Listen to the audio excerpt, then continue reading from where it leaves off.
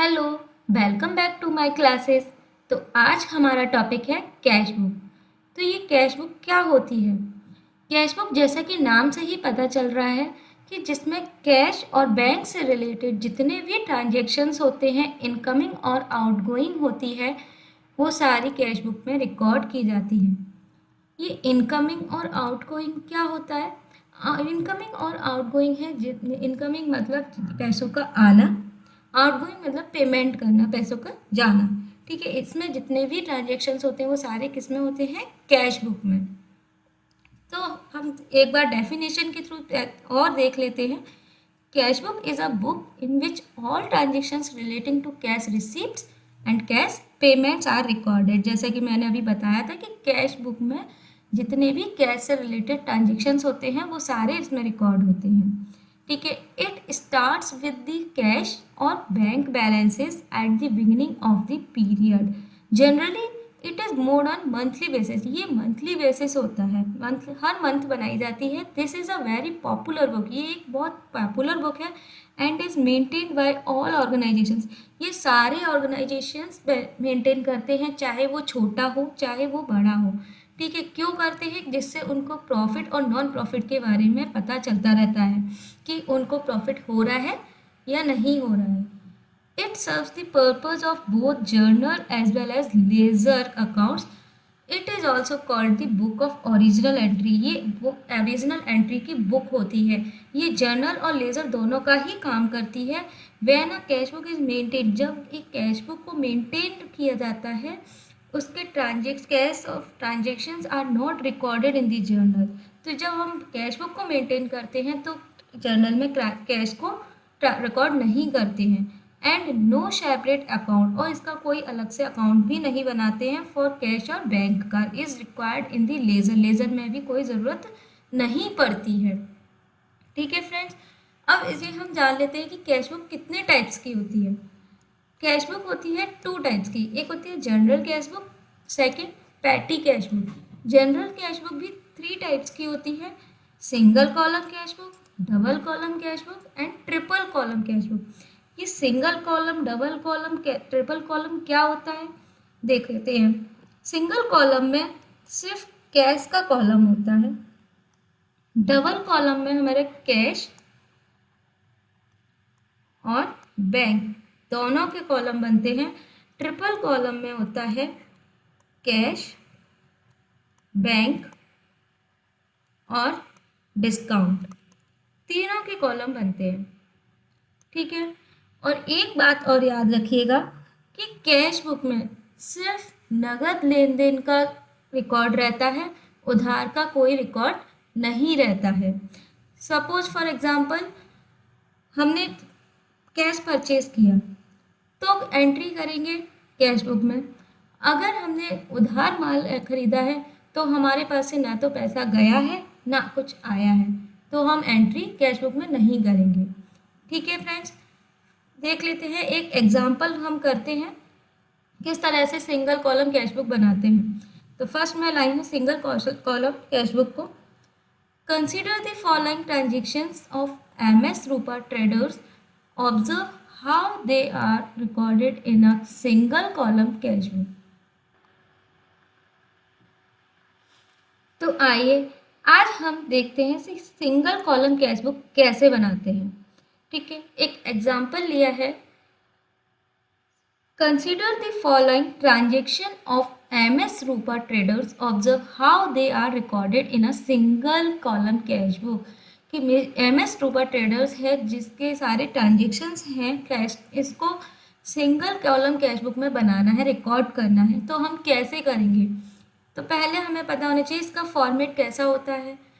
इसका फॉर्मेट होता है सिंगल कॉलम कैश बुक का इस तरीके का होता है जिसमें सिर्फ एक कैश का ही कॉलम रहता है। ठीक है, तो अब इसको एंट्री कैसे करते हैं? जैसे फर्स्ट है November 1 cash in hand. Cash हमारे हाथ में है 30,000 रुपीज़, यानी कि इसका जो बैलेंस है कैश का वो 30,000 रुपीज़ है। ठीक है, तो ये हम कहाँ पर ट्रांजेक्शन करेंगे? इसको ट्रांजेक्शन करेंगे हम डेबिट साइड में। क्यों डेबिट साइड में करेंगे? डेबिट साइड में हमेशा रिसिप्ट होता है एंड क्रेडिट साइड में पेमेंट वाला कॉलम होता है। हम डेबिट साइड में इसको इसलिए लिखेंगे क्योंकि कैश का बैलेंस हमेशा डेबिट रहता है, ठीक है। तो इसको हम लिखेंगे 1 नवंबर टू बैलेंस रीडिंग। कितना रुपीज है? 30,000। तो यहाँ पर लिखेंगे हम 30,000 रुपीज, ठीक है फ्रेंड्स। नेक्स्ट है नवंबर 4 को cash received from Gurmeet 12,000 rupees. तो कैश रिसीव हुआ है गुरमीत से, तो यानी रिसीप्ट हुआ है, तो हम किस में एंट्री करेंगे? रिसिप्ट साइड में, debit side, to Gurmeet.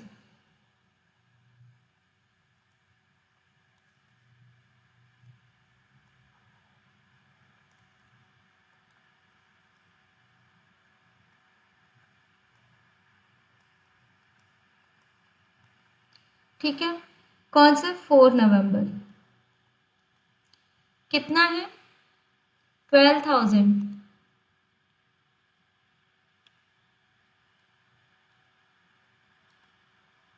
Next है 8 नवंबर को इंश्योरेंस पेड किया है 6,000 रुपीज। तो पेड किया है, पेमेंट वाले कॉलम में आएगा बाय इंश्योरेंस।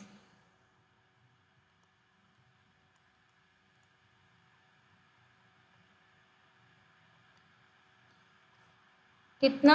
6,000 रुपीज।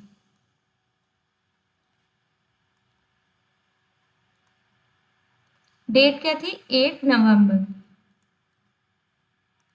नेक्स्ट देख लेते हैं 13 नवंबर को परचेस्ड फर्नीचर। फर्नीचर परचेज किया है कितने का? 13,800 का, ठीक है। तो इसको रिकॉर्ड करेंगे हम किधर साइड? फर्नीचर परचेज किया है यानी कि हमने पेमेंट किया होगा, तो पेमेंट किया होगा तो पेमेंट वाले कॉलम में लिखेंगे बाय फर्नीचर।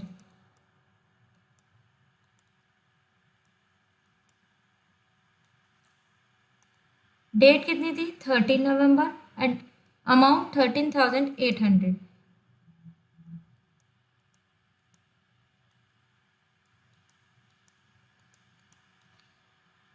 नेक्स्ट देखते हैं 16 नवंबर को सोल्ड गुड्स फॉर कैश 28,000, ठीक है।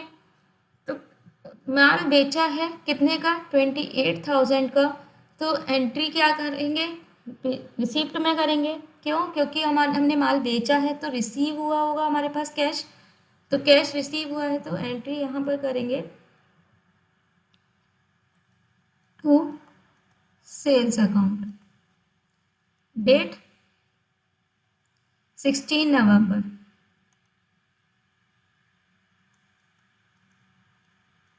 कितना?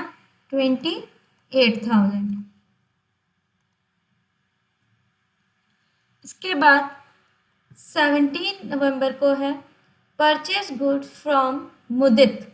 मुदित से माल खरीदा है इन कैश में कितने का? 17,400 का, ठीक है। तो माल खरीदा है यानी मुदित को हमने पेमेंट किया होगा, तो पेमेंट किया होगा तो एंट्री कहाँ पर होगी? पेमेंट वाली साइड में 17 नवंबर को। तो किस नाम से? By purchase. कितना अमाउंट? 17,400,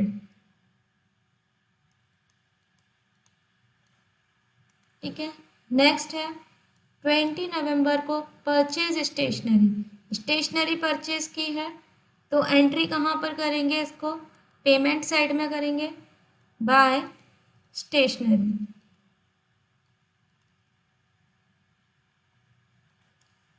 डेट कितनी है? 20 November and amount 1100। 20 November amount है 1100, ठीक है। इसके बाद November 24 cash paid to Rukmani in full settlement of account 12,500। हमने कैश पेमेंट किया है, पे किया है किसको, रुक्मणी को। तो कितना किया है, 12,500 का। तो पेमेंट साइड में एंट्री होगी 24 नवंबर बाय रुक्मणी।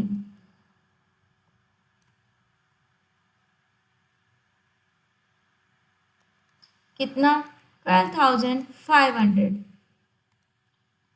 इसके बाद November 27 sold goods to Kamal for cash. हमने कमल को नगद माल बेचा है, तो हमारे पास कैश आया होगा। कैश आया है तो हम एंट्री किधर करेंगे, रिसिप्ट साइड में। तो एंट्री करते हैं 27 नवंबर को।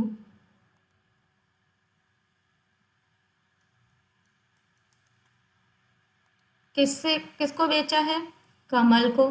कैसे बेचा है, कैश। तो एंट्री क्या करेंगे, टू सेल्स अकाउंट। ठीक है, कितना, 18,200। अच्छा, आपके मन में एक क्वेश्चन तो आ रहा होगा कि यहाँ पर हमने कमल का नाम दिया है, लेकिन हमने उसमें कमल का नाम क्यों नहीं लिखा, सेल का क्यों लिखा है। तो हमने जब नगद माल बेचा है तो हमें उससे नेम से कोई मतलब नहीं रहता है कि कमल को बेचा है, पूजा को बेचा है, कुछ नहीं होता। हम एंट्री क्या करते हैं, cash account debit to sales account. ठीक है, इसलिए हमने यहाँ पे नेम नहीं लिखा, सेल्स लिखा। नेक्स्ट है 30 नवंबर paid monthly rent. Monthly rent pay किया है कितना, 2500 पे किया है। तो पेमेंट वाले कॉलम में आएगा 30 नवंबर बाय रेंट, कितना, 2500।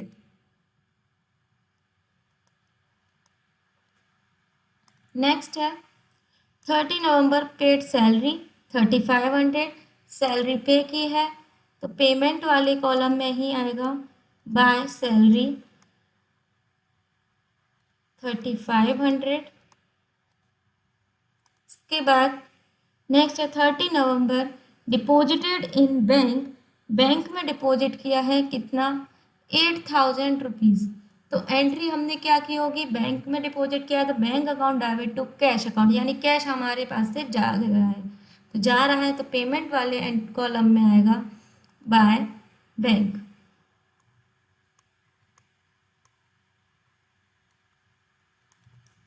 कितना डिपॉजिट किया है, 8,000।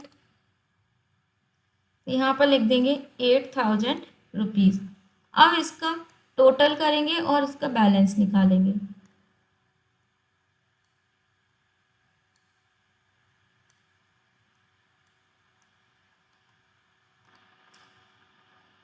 इसको टोटल करिए, इसका टोटल कितना आएगा, 30,000, 12,000, 28,000, 18,200।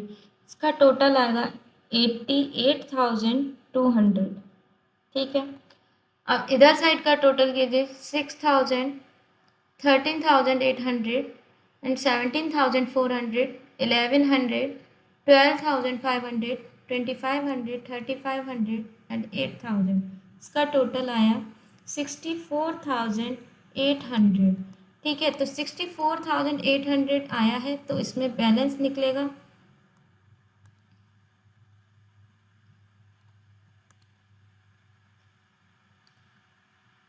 By balance CD। बैलेंस कब निकलता है, लास्ट में 30 नवंबर को। तो इसमें से 88,200 में से 64,800 माइनस करेंगे, कितना आएगा, 23,400। ये हमारा बैलेंस आ गया और दोनों साइड का टोटल आया 88,200। ठीक है, इसको क्रेडिट को डेबिट में ले आएंगे टू बैलेंस BD। कितना, 23,400। ठीक है फ्रेंड्स, इसका कौन सा बैलेंस आया है, डेबिट बैलेंस। कैश का हमेशा कैश बुक का डेबिट बैलेंस रहता है। ठीक है, इसके बाद हम नेक्स्ट क्लास में double column cash book and triple column cash book सीखेंगे। अगर आपको मेरा वीडियो पसंद आया हो तो प्लीज़ लाइक, शेयर और सब्सक्राइब करना ना भूलें। Thank you.